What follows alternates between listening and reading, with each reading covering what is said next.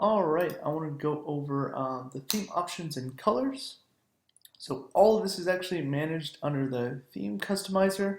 So if you hover over your site name and go to customize, that's where it's at. You can also go under appearance and customize if you're in the dashboard. So once you open that up, it's pretty cool. There is, let me actually adjust the, get rid of a navigation menu item so it doesn't drop to the next level. So again, let's jump back into that customizer, and you can just make updates and you will see them as they are made, which is really cool. And you can choose to save them or to cancel and revert any changes. So we broke these into different tabs, and the first one's theme settings. So that's going to be your logo, your height of your logo, copyright text, couple options like you share this publisher key. If you want to adjust that, you just go to sharethis.com, excuse me, and then sign up for an account, and it'll provide you with this publisher key that you can replace here. You're just using this demo one right now.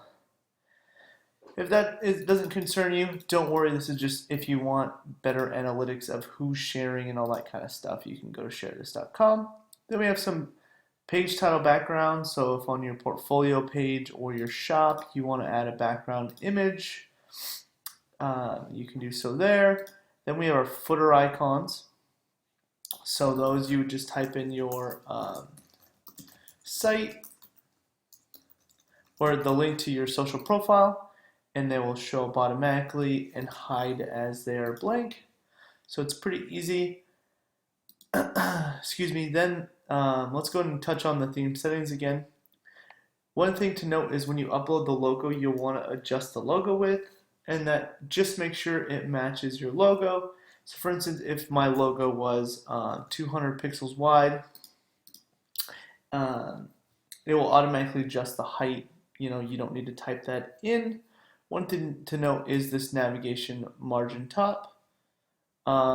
This is essentially your logo height, and what this means is how much gap is between the navigation and the top of the page. So since, for instance, I made the logo way too big in this example, I'll up this number, and you'll see it start to dropping the navigation so that you would center it. And you can just play with these numbers. Again, if you type in your actual logo height, it'll be perfect.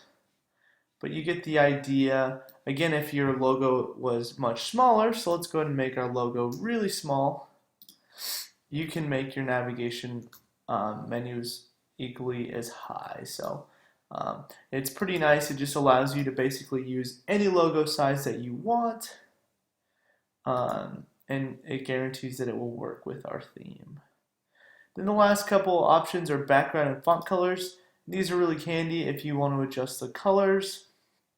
So you can adjust any color. You can just color pick or go off of different other colors to adjust the colors.